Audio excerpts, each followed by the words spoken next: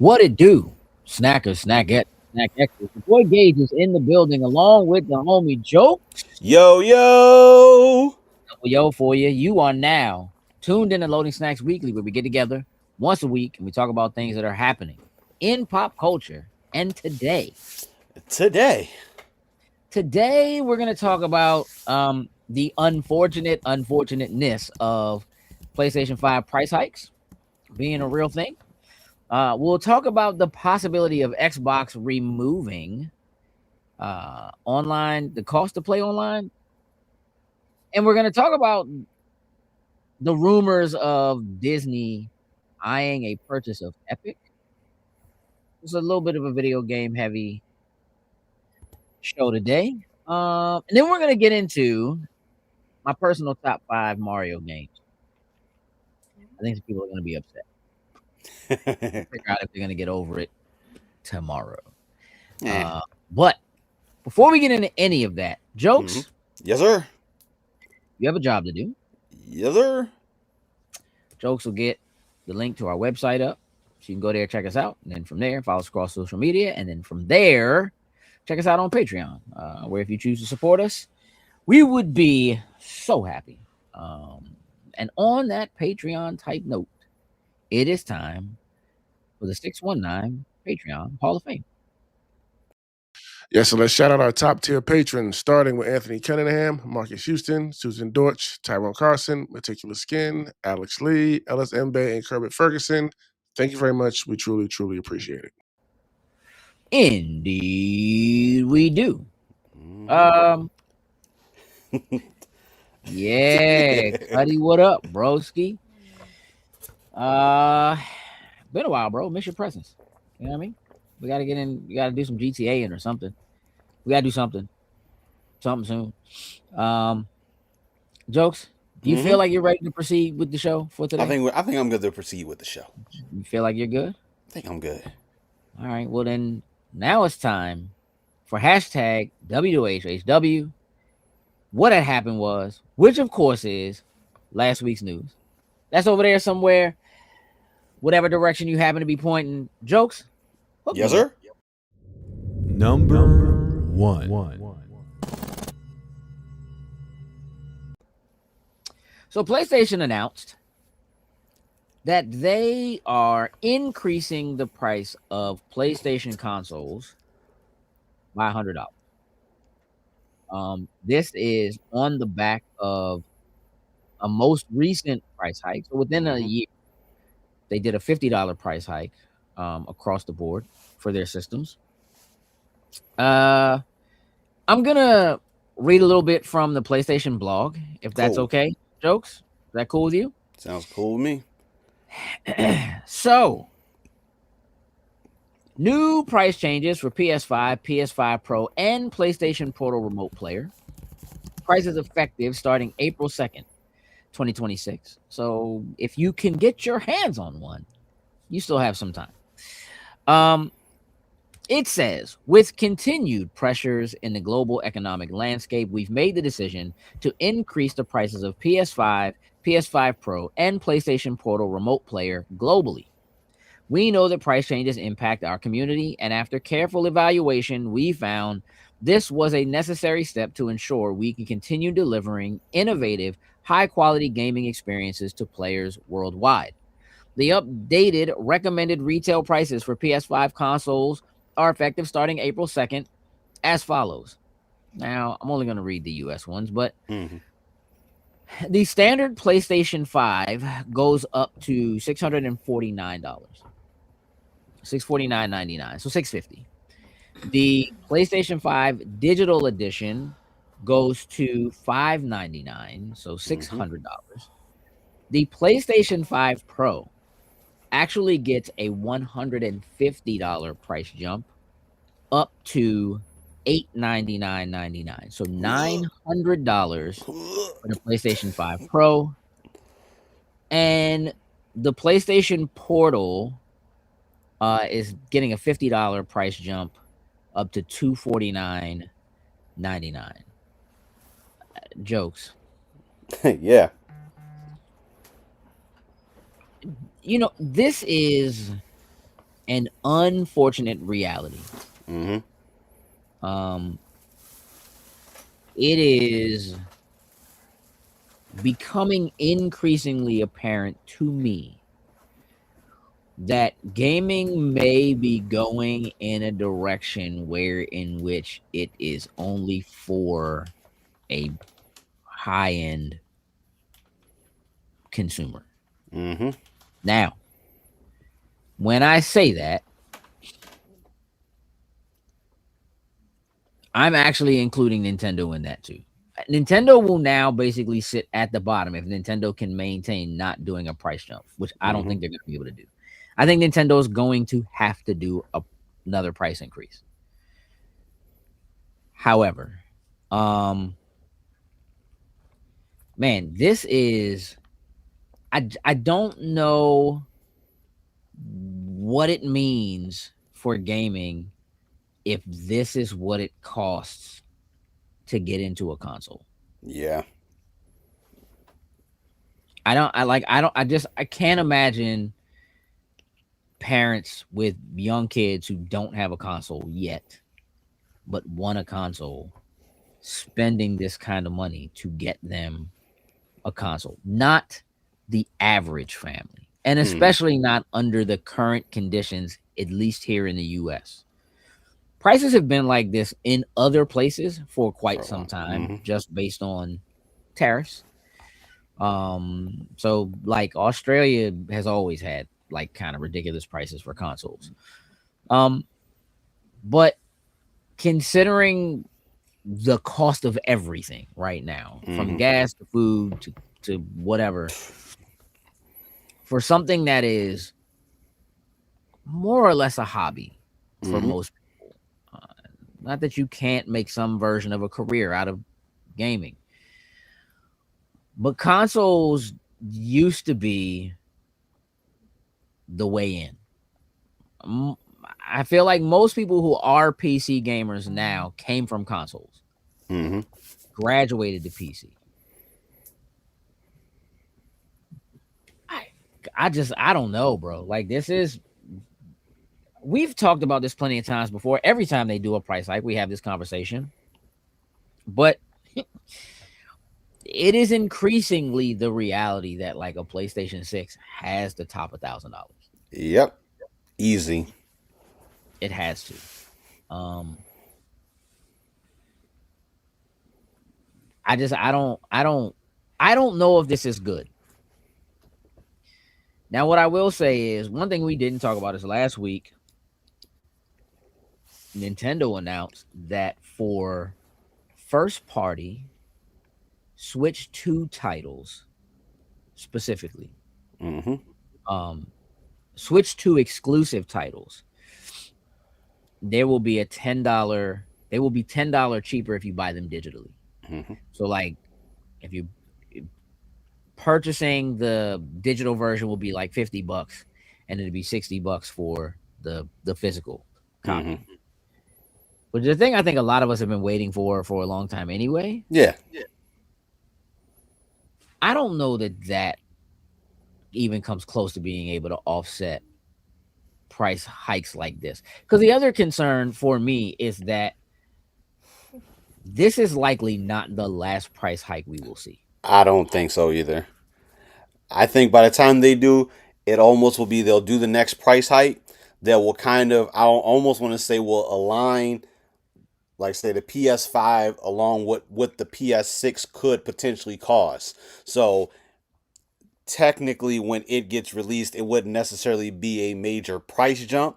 But when you compare it to what the console is now or what it was at one point, it's going to be a hefty difference in it. It's just crazy to think like the PS6, let's just say from a technology standpoint, should be much better than what the PS5 Pro will be at the time that it potentially will come out on there for it. So typically as technology gets better, certain costs of parts and things will start to come down. But I feel like with the way things are going to go with this, it's literally going to price, just like you said, like a whole bunch of people out of being able to get the console, which it's like a double-edged sword. people are not going to be able to buy it, and then it actually is going to probably be easily accessible for people to walk in the store and probably buy it, because of the fact most people aren't going to be able to just shell out a stack potentially when it drops. Well, I mean, there's an upside and a downside to that, because on that same note, I mean, you worked retail for Mm-hmm. almost as long as I have. Look, if it's a premium product, you generally don't stock it. Mm-hmm. Like, you keep much lower stock anyway because you don't sell them as much.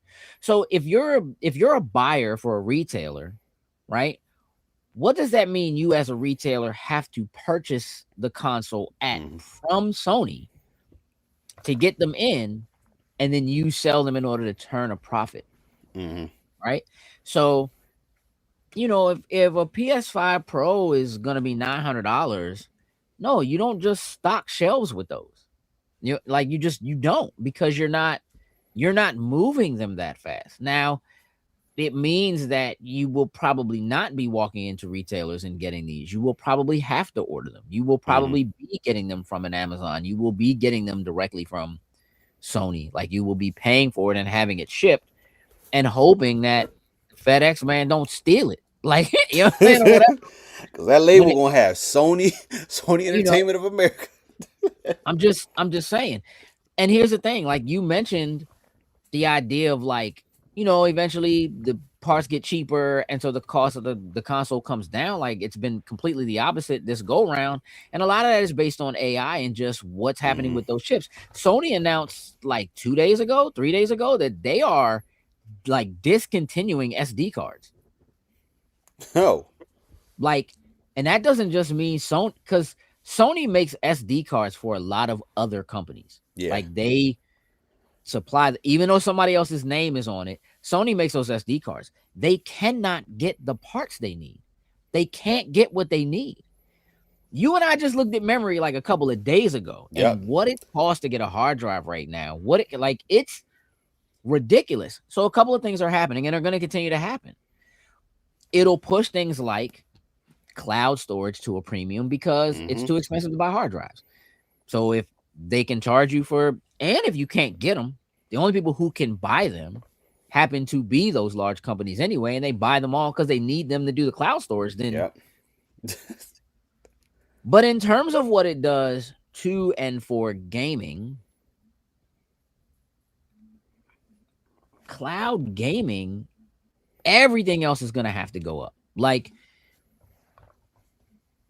it won't be that you need to spend this crazy amount of money on this console that does this. It will be, your Xbox Series S, which right now is like the least expensive current gen console you can get. You buy that and you stream, right? Like, you pay the monthly fee or whatever and you stream your games, and you don't, you know what I mean? Like, because there's going to be a need for people to be able to get in at an entry level. It really is going to push like people gaming on what they already have, their laptops, their cell phones, because this kind of pricing is ridiculous. And if you again, the rumors being that Sony is pulling away from doing their single player titles on PC and going back to like trying to get back to the old ways of forcing people to have a PlayStation in order to play their games. Like, we're going back to exclusives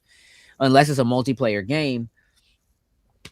I don't know if that works if the price is this high. Yeah, I agree with that. For a single player game, maybe. You certainly couldn't do this for a multiplayer game, because you can go any place play them. How will you have enough people playing? Right now, again, we're talking PlayStation 5. There's already plenty of people who have it, right? It was one of the fastest selling consoles, even with the prices where they are.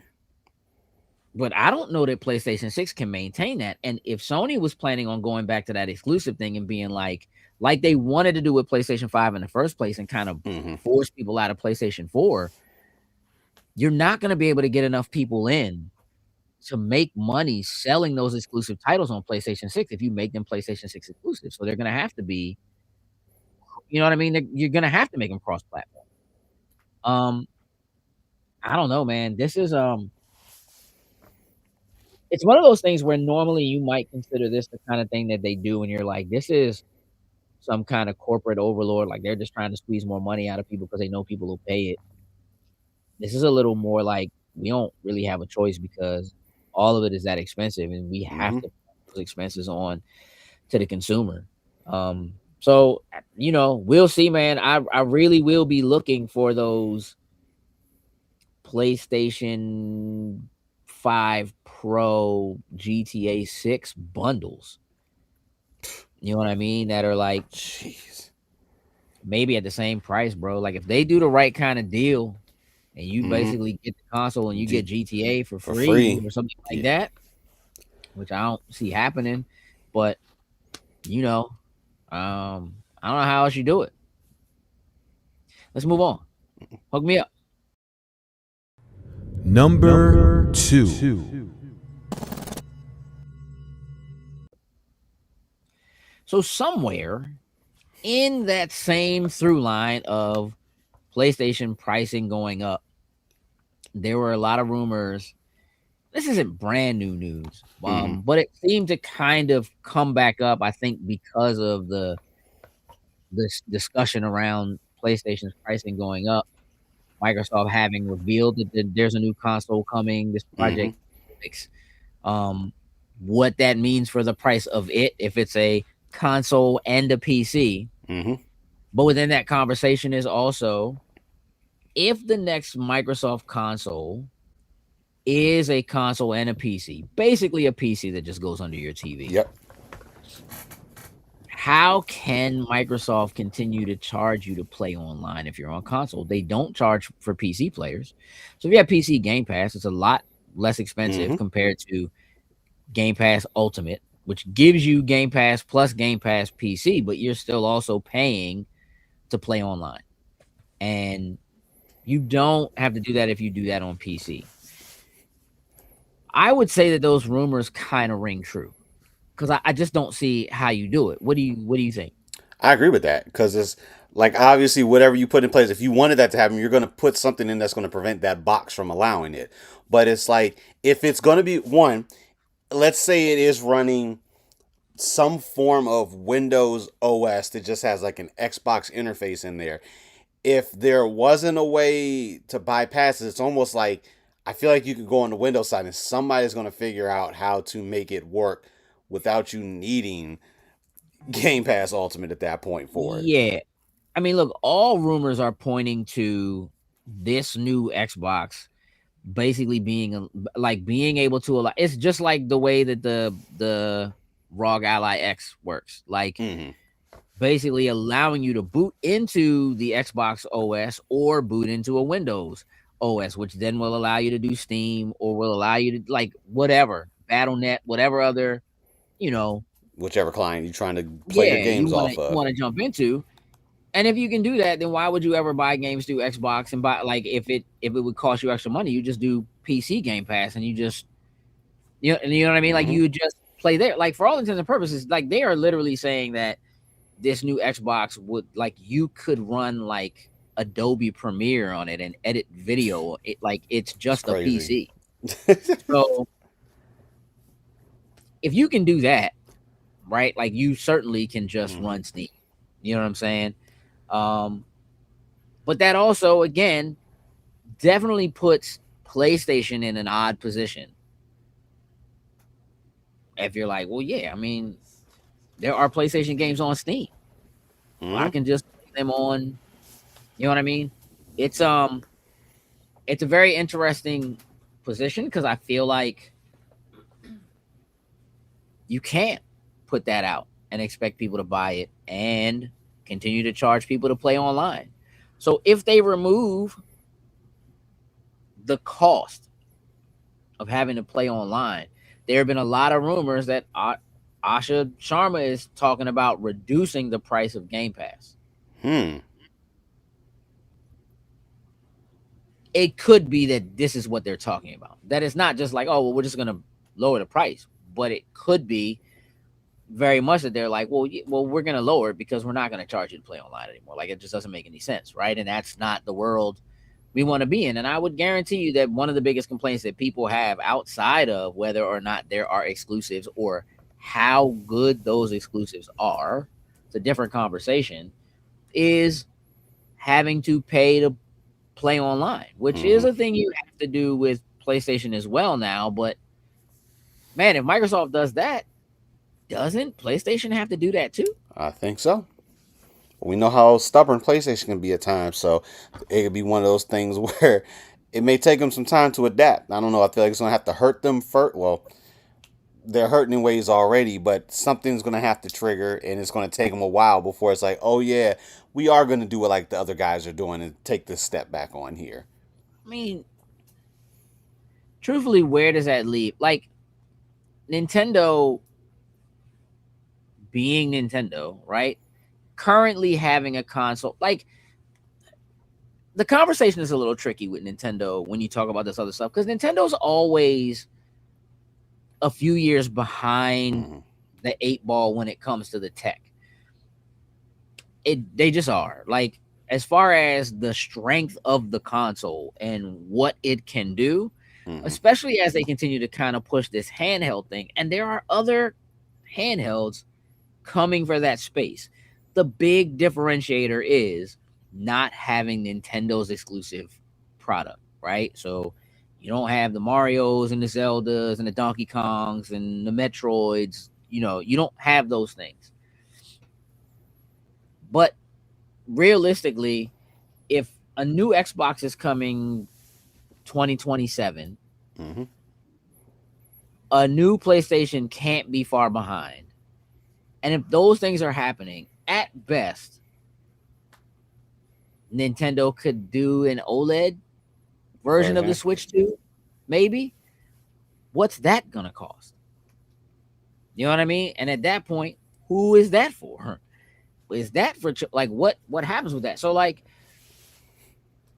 and Nintendo does kind of charge you to play online, though. They give you some stuff with it. Yeah, you get some stuff with it. Online is not necessarily their strongest suit, but that extra stuff, honestly, is what really sweetens. No. It's their weakest suit. Online is definitely Nintendo's weakest suit, other than them always having, at this point, at least since the Wii, they've had the lowest strength console, we'll call it, right? Maybe even honestly since the GameCube. To be real with you, I think I think it's a smart move if Xbox can figure it out and make that happen. If they're not charging to play online, unless you are only paying for Game Pass to access games that are from the cloud via your TV, via, you know, your, I don't know, VR headset, even on your PC, right? I think there's space for NVIDIA with their GeForce Now to kind of come in and do some things in this space, because it's going to be too expensive to own a box. So if they can reduce the barrier of entry by price to get people to be willing to buy a cheaper box, so they can just stream the stuff they want to play or whatever. Assuming the internet is fast enough to keep up, you know, there's a whole lot of stuff going on with that. The FCC is now, like, not allowing any foreign routers, any foreign made routers anymore. I don't know if you heard that. Nope, that's the first time I heard that. Oh yeah, FCC just basically said that they're blocking. So, like, not if you currently have a router, and almost all routers in the US are made by a foreign entity. But if you have a router, any new routers that are coming, like, they're banned. They're no longer allowing. They're saying that they're a security threat, and so routers that are made outside of the US, banned. That's where we are. So what does that do to our internet infrastructure? I don't know. Like, at the end of the day, like, you gotta stick with the company's router and modems that they give to you, and most of the time they're not that great. Trash. they are garbage. Trash. Let's move on, bro. Hook me up. Number 3.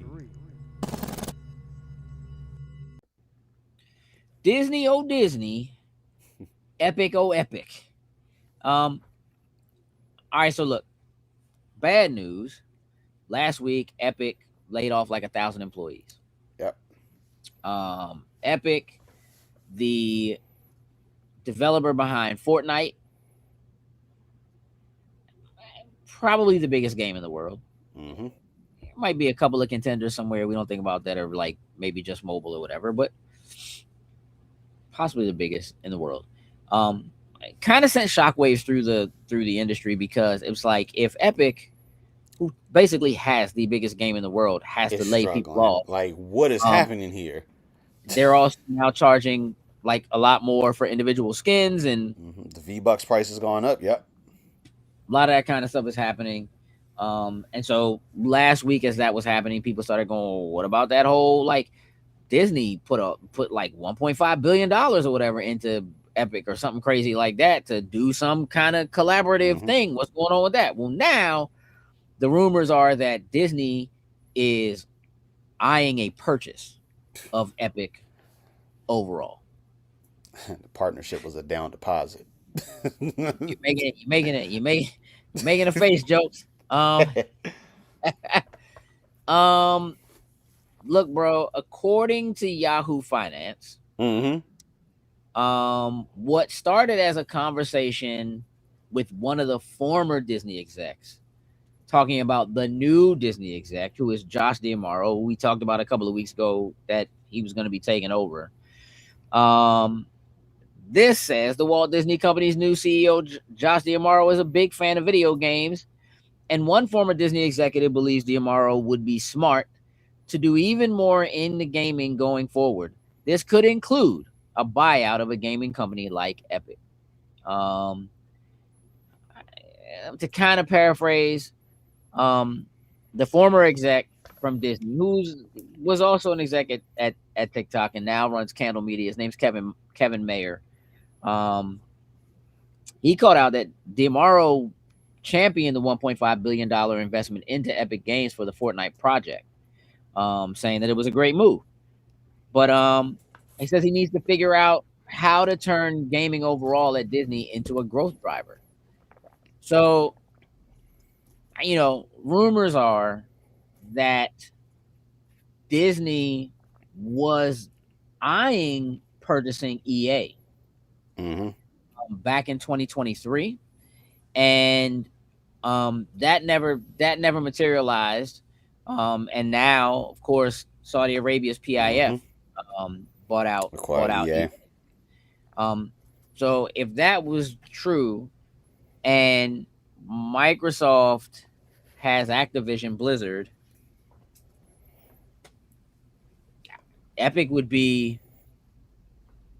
the next logical thing. I just don't know what that means. If Disney used to have their own gaming. And it wasn't great. It wasn't great. And Epic, Tim Sweeney, who owns Epic, has like full control over Epic. That certainly isn't a thing that Disney's going to be looking to have. Oh no, not at all. Not at all. Be the case. But having a company like Epic that can do the kinds of things that Epic does, we're talking about, if you own Epic, you own Unreal Engine. Yeah, probably the biggest thing that you could acquire underneath of there. Like, yeah, maybe if you are thinking about starting Disney gaming studios or whatever, again, you take a company like Epic to be able to take technology, that all the stuff that they've learned over the years, and be able to fold into it. Well, I mean, you got to figure that Disney is already paying Epic to use Unreal Engine for their movies. Like, The Mandalorian was shot on a stage using Unreal Engine for their backgrounds. And they're definitely not the only ones. So if you have control of that, like, that's Yeah, and it's like it's one of those things. Like honest truth is like I don't think I want it. Like even though like for Yeah. me like the biggest epic title I probably play on occasion is Fortnite. I would say, but imagining that they pull in Epic, and let's say they use whatever of their technologies and stuff to incorporate. I just look at if Disney gets to that point, which by all means, it's going to take a lot for Disney to get to the point where they're going to feel like they have to close studios and do things like that. I would hate to see Epic end up being that. Well, you know what, guys? We have all the data. We got everything that you did. I think we can do it ourselves without necessarily having Epic itself anymore. So we're going to go ahead and fold Epic.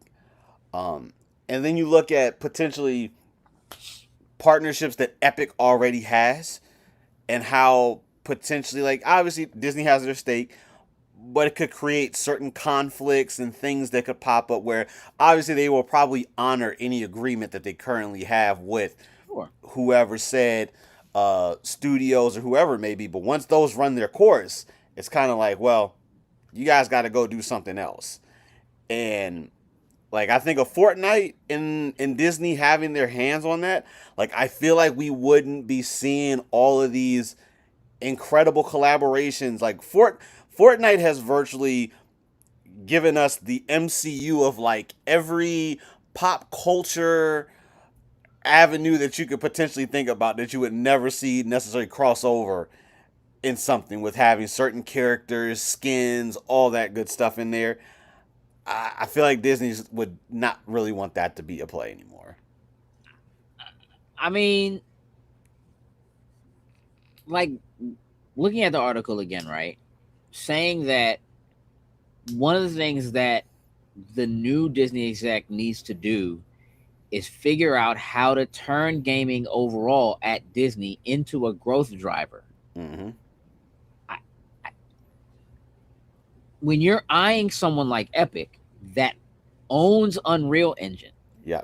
and has that kind of control, the sheer number of game developers that use Unreal Engine to create their games means that you are creating literally a driver of growth in profit that's coming from anybody that wants to make games. Mm-hmm. Right? You can use Unit. Like there are tons of other ways to build games. You don't have to use Unreal Engine. What happens to something like Unreal Engine in terms of the profit splitting and what it costs to use it? Because a lot of the assets and stuff in there are free now. Like there's a lot of stuff that goes on with that, right? But it doesn't necessarily mean that Disney has to find a way to start making games that people will buy and therefore Right. make money selling games. That doesn't mean that. It means that they could make money because they own the engine that I'm gonna say 70% of developers use probably to using that. create the games that they use. So they will be paying Disney to do that. Jesus. Like, and that will absolutely drive growth, especially if they can figure out how to do it in games, whether those games are free to play, gotcha games, whatever it is, the other ways that people are playing games, cell phones, tablets, laptops, all that kind of stuff that doesn't have to do with the fact that console prices are going way up. And you know what? You're in a That would be position. if they acquire, like if they were to acquire Epic. Imagine they acquired Epic. Like we already know, they're working on. Disney has, Kingdom Hearts 4 that's still in production. That's to be able to announce, hey, we've acquired the company that runs the engine of this game. Oh, by the way, now we can give you like some extra stuff now behind Kingdom Hearts 4. By all means, I feel like Kingdom Hearts stuff 4. Like what, bro? Finish that statement. I don't know. Listen, for all I concern right now, I need you to know. Kingdom Hearts 4 for me right now, I feel like is dead. Like I know people are going to absolutely flock and go to Kingdom Hearts when it comes out for it, but I don't know anymore. I mean, look, that's a deal that Disney has with Square, right? Square Enix makes Kingdom Hearts. They get they paid Disney a licensing fee to use Disney's characters in the game, but if they're using Unreal Engine in order to build the game, which I don't know that they are, I'd have to look. I don't think they used Unreal Engine to make the last game, but they could have. They certainly could be using Unreal Engine 5 to make the new game. If Disney then owns that, you're paying them a licensing fee for both the engine and the characters. Bro, like, how do you, that would drive growth. So, like, again, it's like a lot of times these companies will acquire another company that you really only think of for doing one thing. Clearly, Fortnite is the thing that most people think of when they think of Epic Games. Like, that's what it is. But for anybody that's an insider in the game industry, Unreal Engine is the real reason. Like, if I was going to buy Epic, it's not for Fortnite. You could probably shut Fortnite down. Cancel all the deals that they have with everybody else to use all those outside characters that like Disney doesn't have any, you know what I mean? Like, doesn't have any rights to. Because Fortnite is beginning to flounder as it is, right? So there is a next big thing, whatever that thing's going to be. It's already coming, and Fortnite is on the end of that, where they're again. They just laid off a bunch of people and had to shut down. They're shutting down several of the games that are within the game and all that kind of stuff or whatever. So, and they just announced something new about Save the World mode too, which was the part you had to pay for. I think it's free. I think they announced that it went free, if I'm not mistaken. Now, yeah. Like, why not? Anyway, if Disney was to buy them, if I'm Disney and I'm eyeing Epic, it has nothing to do with Fortnite. I mean, Fortnite is a bonus. It's a cherry on top, right? And I'm going to still need the people who are running Fortnite to be able to run it. Like, I need y'all to do what you do to keep it going and whatever. I'll keep the execs and the people who make the decision or whatever. What I really need are the people who run Unreal Engine. That's what I really care about. Because that is TV, it is movies, it is games. It is like, you're not just getting games to make you more money. You're talking about everybody. Background, like, now you're really talking about them having their hands in something that would change the game, and it would honestly probably give them an unfair advantage. For real, that's the kind of thing that somebody might not see on the surface, but the FCC might have to be like, hold on a minute here. We might need to pump the brakes, and it won't have anything to do with them buying like a single game in Fortnite. Right. Like, it wouldn't be that at all. So I don't know, man. We'll see. But that does it for last week's news. WHHW is over. And now what we got to do is we got to talk about our top 5 for this week. So tomorrow, as we do this show, it's the 31st of March. Tomorrow is April Fool's Day. Expect a lot of tomfoolery online. Oh, God, yeah. Be easy online tomorrow, y'all. Don't just be reposting stuff or whatever. Do not. If it seems like it's too good to be true tomorrow, it probably really is too good to be true. Yeah, if it's too dumb to be true, it probably is. Don't, But what is happening tomorrow is Super Mario Galaxy movie is coming out.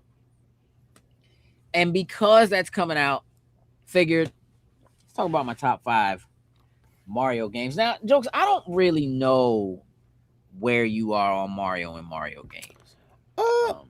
I'm in an okay spot. I would say I didn't get fully into some of the original titles that came out. I think my first Mario title was probably Mario 3, probably. As a youngin', never really finished anything with that. I would say Mario 64. Have you ever completed a Mario title? Yes, I have completed Odyssey, Sunshine. Okay. I think I've completed everything that was in like the GameCube Wii era. I never finished 64. Okay. But I'm pretty sure that I finished the majority of the titles that came out between the GameCube and the Wii consoles. Excellent. Look, I did not cap this to like regular Mario titles. These are Mario games. So like Mario Party is up for grabs. Mario Tennis is up for grabs. Mario Golf is up for grabs, as far as I'm concerned with this. These are just Mario games. Okay? That doesn't mean games that just happen to have Mario in them. They still need to be a Mario Actual game. Mario. So we're not talking like Mike Tyson's Punch Out where Right. Mario is the referee. No. That's not a Mario game. It's a Little Mac game. Mario games. So my number 5 is a little gem called Mario Kart. Mhm. Now, I need to make this very clear. I know how old I am. These are my top 5 Mario games. You can get up out of here. Let me tell you something. I know that many people would probably say, you're crazy. Mario Kart 8 Deluxe is the end all. And maybe it is. But I don't care. And here's why. One, I never played that. So it can't be in my top 5. I never played it.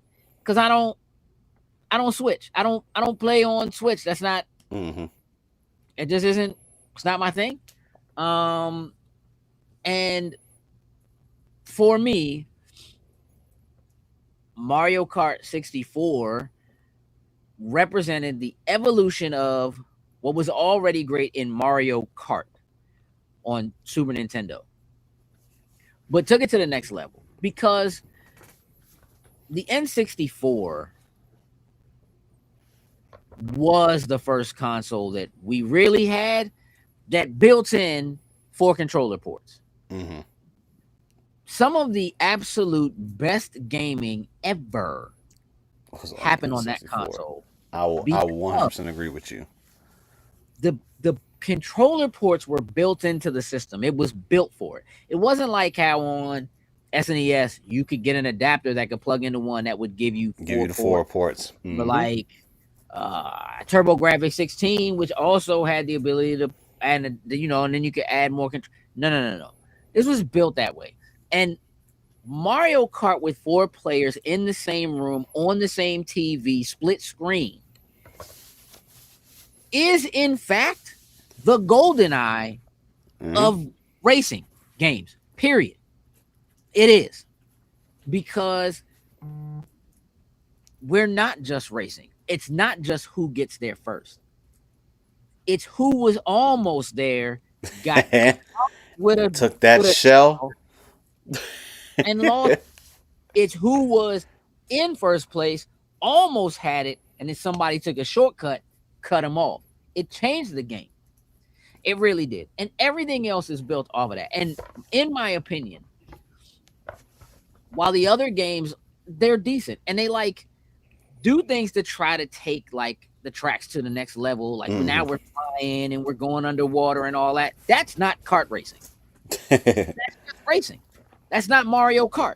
That's Mario Racing. It's different. Sit me in a go-kart. You understand what I'm saying? Let me rev it up. Boom, let's go. You understand what I'm saying? Classic. And I know a lot of people hate the N64 controller. That controller was perfect. Oh, and once you learned it and you figuring things out, like everything, it worked fine. I would say if you, at that point, like, we didn't even have, obviously, like, the dual shock PlayStation controller, anything like that where the joysticks were. We were nowhere close to that. So you wouldn't have known better to say that, oh, this one joystick in the middle of the controller is garbage. Like, here's the thing. The true follow-up for a console to Mario 64 was Double Dash. And that joint was double trash. It wasn't good. It didn't feel good. Like it didn't feel good to play that joint. Not like it did. It wasn't. Number 5, Mario Kart 64. My number 4 is Mario Brothers 3. Now, here's the thing. I know that for a lot of people, Super Mario Brothers 3 is their favorite Mario title, period. Clearly, it's not mine. It's up there. I understand why people feel the way they feel about it, and it certainly set a lot of things in motion. But then there are things that come along and do it better. So it took things to the next level, and then it got beat. So, like, while Tanuki Mario is classic,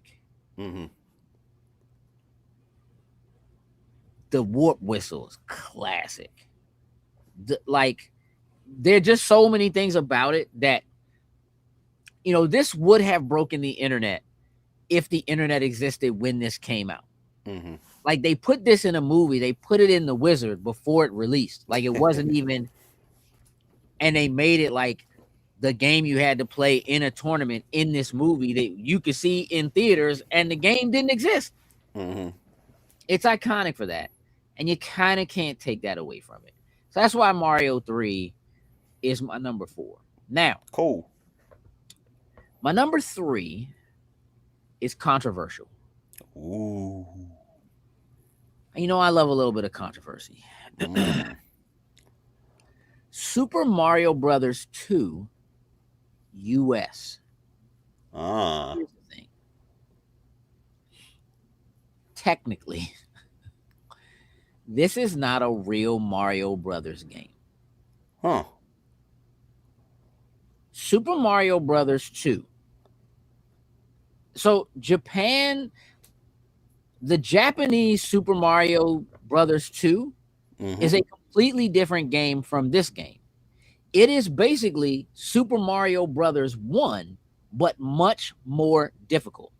And at the time, I can't believe players in the US couldn't handle it. So what they did was they took another game, which the name is escaping me right now, and they reskinned it to make Super Mario Brothers 2. But the game was incredible. The music was incredible. Being able to jump on top of a character and grab him and pick him up and throw him, incredible. It started there.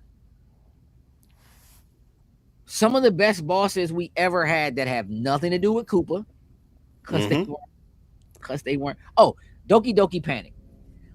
Okay. That was what game it was. And here's the thing. The stuff that they started to do in later games, like Peach being able to, like, having 4 different characters to choose from was incredible. You weren't just Mario and Luigi. You had Toad playable and Peach playable on top of Mario and Luigi, and it differentiated Mario from Luigi. Mario was pretty standard, but then Luigi had the high jump, and Peach could float when she jumped. Okay. So, like, this is where the differences between them as characters really came from. Okay. And this game was incredible, whether you feel like it was a Mario game or not. But I'm looking at it, and I know what it says, and I know what I played. And this was it. Dig it. Super Mario Brothers 2. That's my number 3. Now, number 2 is Super Mario World. And here's the thing about this. Everything about Super Mario Brothers 3 that made it incredible, Super Mario World did way better. Not just better, way better. Plus added Yoshi, plus added Congos when you sit on Yoshi. This game has arguably the best music of any Mario game. Okay. It has the best feel, in my opinion, on a standard controller, non-3D, controlling Mario, getting him up to speed, flying with the cape. Incredible in this game. Again, plus Yoshi introduced a bunch of things that just, like, number 2, Super Mario World. Dig it. Number 1 Super Mario 64. Now look, again, I understand for a lot of people, this is a game in which they hate the camera. But this game made 3D platformers, period. Everything that came Yep. after is trying to be this game. Everything that came after this failed to be this game, technically until another Mario came. And I'll be real with you, no 3D Mario game has ever been as good as Mario 64. I will agree with that. The world Fun mechanics and stuff. Fun mechanics and some of the new ones, but it just didn't. It just, oh my god, it was just something about. Now, I listen. Now I loved Mario 64. You know what? As younger person playing it, definitely getting stuck at certain places. I loved that, like every turn, everywhere that I went, there was some mystery or something that you found. They either unlocked or showed you or gave you something different. Like, dog, just jumping through the painting to take you to whatever level. Hub world, having a hub world that then led you into each of the other. Walking around the castle, the sound of Mario's feet on the ground as he ran, having the triple jump, bro, being able to climb a tree and then stand on his hands, like being able to do a backflip, like all of that came from this. And truthfully, the camera is the worst part. They hadn't really figured it out yet. It's a single analog stick with the little C buttons for the camera. Use the C buttons, which they were on the right path. It just wasn't. It wasn't quite at its time yet, bro. No 3D Mario game has felt as good as Mario did out of the gate. Like when you're talking about going from Super Mario World in 2D to Super Mario 64 in 3D, and it just feeling immediately correct. Like you got it. You just understood it. Going backwards now is a little bit different, Jokes. But from where it was to where it went, and again, everybody chasing that, like there are no 3D platformers on PlayStation that come close to Mario 64. There's no other platformers. There's no other 3D platformers on the N64 that come close to what Banjo-Kazooie comes close as a 3D platformer. It's close. It's solid. Banjo-Kazooie was solid. Banjo-Tooie's in there too. But like outside of that, bro, it's Mario 64 all day. Collecting stars, like jumping into a world, hearing a little wah, every time you jumped into a new one, like getting that reset, kind of starting over. Like again, there are some old things about it that like you'd go into a world, and if you found a star in that world, it basically kicked you back out of the world, and you had to go back into it and kind of and do everything over. But here's the thing: it was great to have that in hindsight because you learned the 3D stages that way. You learned where everything was. You knew how to get around. Like it taught you that by you having to go back in and find that new thing, find that new trick, get to that new area. Some of those maps that new space for being on an N64 console were pretty big. Like whether it was from left to right or whether it was you going vertical, going up to down, like you climbing up a mountain to get to the top to get to a boss that's waiting at the top of the mountain to face off, like swimming mechanics. Like there was so much that they did in that game that was just ahead of what it was at the time. Amazing. Mario 64 might be the most important game ever made for 3D and beyond. Period. Like hands down. It was done so well that like playing something that was even though the 3D was trash in most games, playing something 2D felt like you were missing something. Like it just felt wrong after playing Mario 64. And again, everybody is chasing that. So like it's Mario, and then probably the next is Grand Theft Auto 3. But Grand Theft Auto 3 for like really introducing the sandbox to like like it might be the greatest game ever made, most important game ever made. Yeah. Greatest game ever made is pushing And it. But people finding stuff in that stuff, like it was. Hey, listen, years were passing and people were still finding new stuff in this game all the time. Like one of the and again on that note, like for real, there's no real like Ocarina of Time is still the best Zelda game ever made, and I'll tooth and nail anybody for that. Like it's actually not my favorite Zelda game, but it's my favorite Zelda game is A Link to the Past. But on the strength of the 3D and what Mario 64 was, like Ocarina of Time, like again, those games they owe a lot to each other, but Miyamoto, bro, like that they just designed around it and made it. They made that controller important. They made that analog stick important. They made Rumble. You had to go out and buy a separate Rumble pack and add batteries to it to get Rumble in the game. And they re-release games with that feature in it. That kind of stuff is like you can't.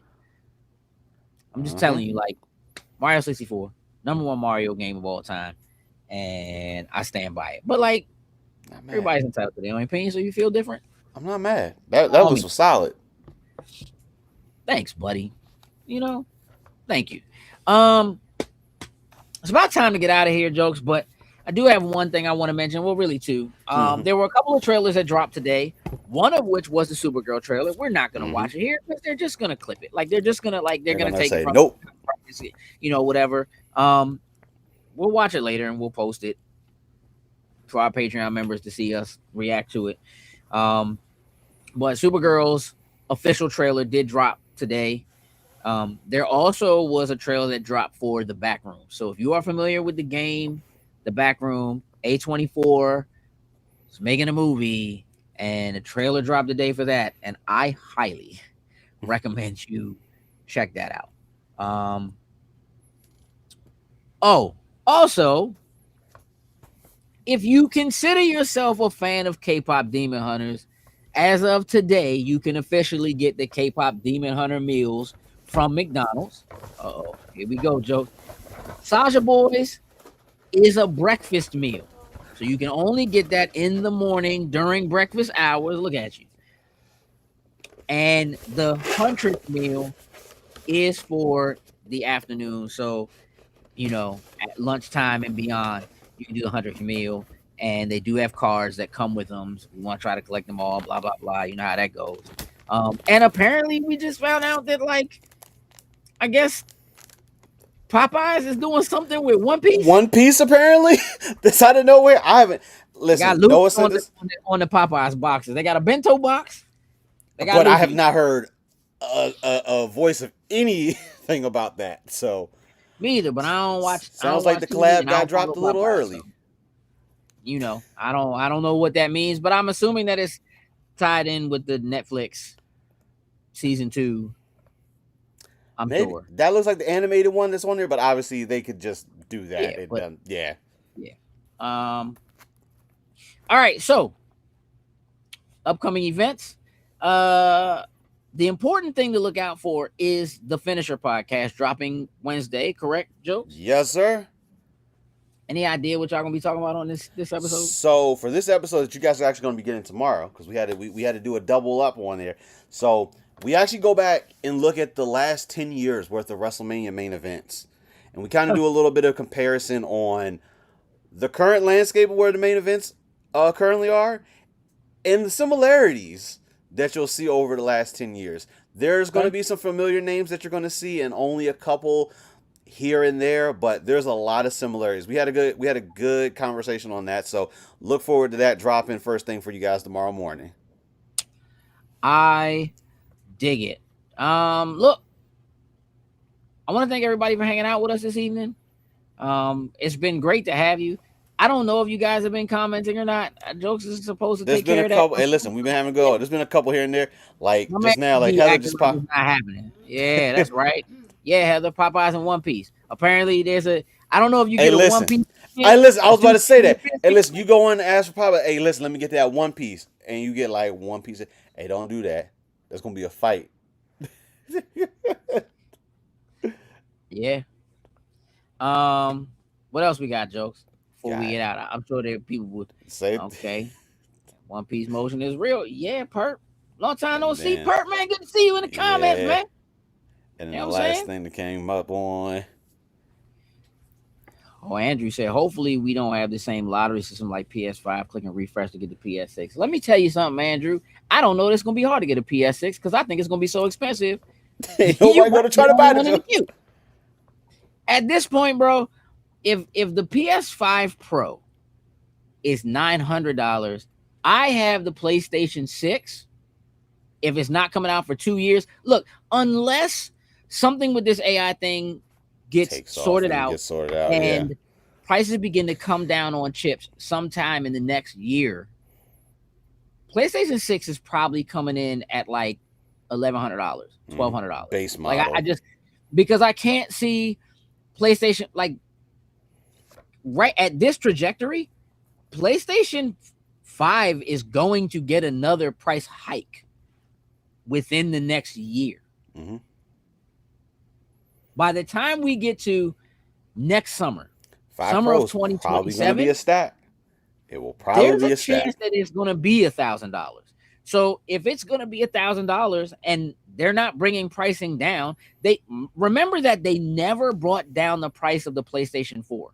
Mm-hmm. Once the PlayStation 5 came out, where the PlayStation 4 was never came down. That is unprecedented. Mm-hmm. Normally, those would go down so they could fire sale them, get rid of them, so they could force people into PlayStation 5, so they could lie to you and tell you these games can only be possible on a PlayStation 5. They started that and then completely backtracked. They couldn't get systems to you. They needed people who had PlayStation 4s in order for them to be able to sell, because you had to go with an install base. The PlayStation 5 install base is going to be so high that the PlayStation 6 is going to be considered a very, very premium item. Mm-hmm. I don't think the PlayStation 5 is going away anytime soon. We're only 5 years, 6 years in, and normally we're looking at 7, 8 years for a console lifespan. But the PlayStation 4 still has millions of people playing on it that have never gone to a PlayStation 5. So PlayStation 6 is going to be like, I'm putting it at like $1,200. That's where I'm at.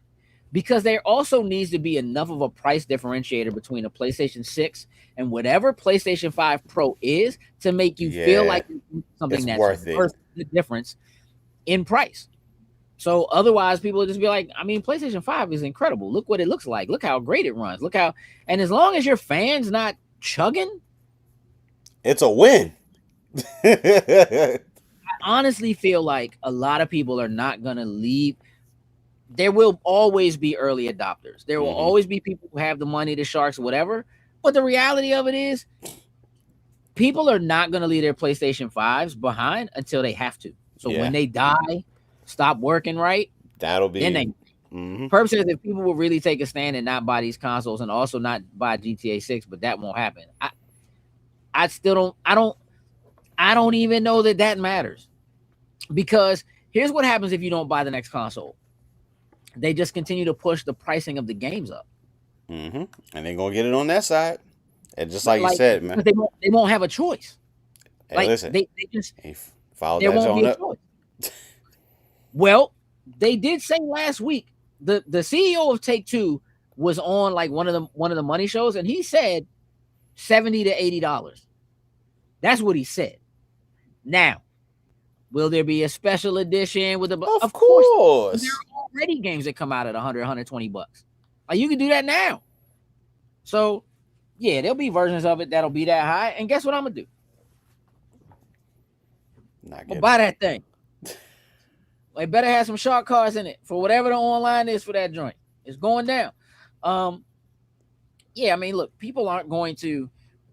Here's the thing. Part of what's happening right now in the US, like just speaking from the position of being a person who works in a retail environment, on a regular basis. Not unlike what happened with COVID, when people got stuck in the house. Okay. People spent a lot of money that they would have normally spent going out, doing things, taking vacations or whatever, because they couldn't. They spent that money trying to make their home as nice and comfortable as possible because they were stuck there and they didn't know how long they were going to be stuck there.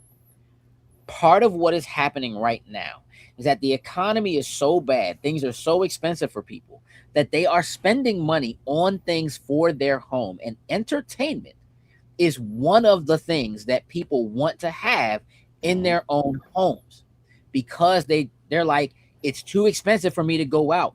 Gas costs too much for me to go out and just hang out and, you know, whatever. So if I'm going to spend the money, I'm going to spend the money making it so that I can have as much fun and be as comfortable in my home as possible. So what you are seeing is an uptick in things like tabletop gaming, board games, video games, and people spending money on furniture, carpeting, anything that makes their home environment more comfortable. Their decks outside, like anything where they're like, I just want to be able to stay home and feel like I did something or went somewhere or whatever, without spending the money to go somewhere because it's too expensive to go somewhere. So there's a shift in people's minds that's happening where it's not, I'm not willing to spend the money. It's what I'm willing to spend the money on. People right now, even though things are really rough, are willing to spend the money on things that will allow them to stay in the house, because it's not worth it to have to spend gas to go do A, B, and C. I spend gas to go to work so I can make money to do great things when I'm at home.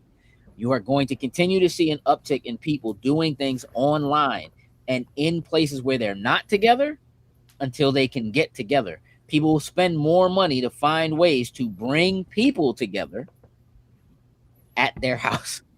Come to my home. Come hang out with me, you know, whatever, because people are unsure. And you want to make sure that you can be as comfortable as you can be in the place where you got to be, because it ain't worth it to go anywhere else. So what does that mean a year and a half, 2 years from now? It's hard to say. But it's definitely what people are prepping themselves for right now. Oh, yeah. And so if somebody said right now PlayStation 6 was going to be $1,200, people would just start saving now. Yeah. The earlier they tell you what it's going to cost. Hey, listen, the earlier you tell, the more than likely you'll get more people in. Just sooner the better. The problem with that is that having to raise prices once like every 6 months means you can't say what it's going to cost a year and a half from now. You can't announce a price too far out, because then you're going to have to change it. So what do? It's tricky. It's tricky. It's a tricky time. And again, like, I don't know how well the Xbox Rogue Ally thing sold, but at basically $1,000, like, it seemed to do all right. You know what I'm saying? Like, people who have it will spend it. People who don't, for things they can do in the house, will find it so they can spend it. So they can stay in the house and not go do anything else. It's kind of where we are. So streaming services, yep, they're going to keep pushing the prices up because you're going to be in the house watching. You're going to be in the house watching. They getting out of control. That's what it's going to be. So, look, appreciate the comments. Love the back and forth. Love the discussion. Jokes, you ready to get out of here? I think we're ready to go, because we gotta watch Daredevil after we do some stuff for the Patreon folks after this too. Yeah, well, I'm off tomorrow. I go watch tomorrow. But yes, but we got other stuff we got to do too tonight. So like, Jokes. Tell the folks what I need them to know. Remember, y'all, just because of a well thought out plan doesn't make it a good idea. With that, we're out. Toodles and lose.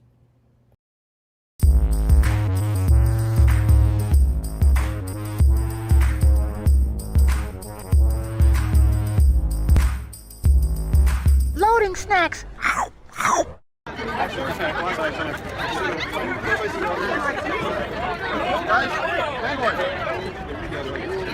Tighten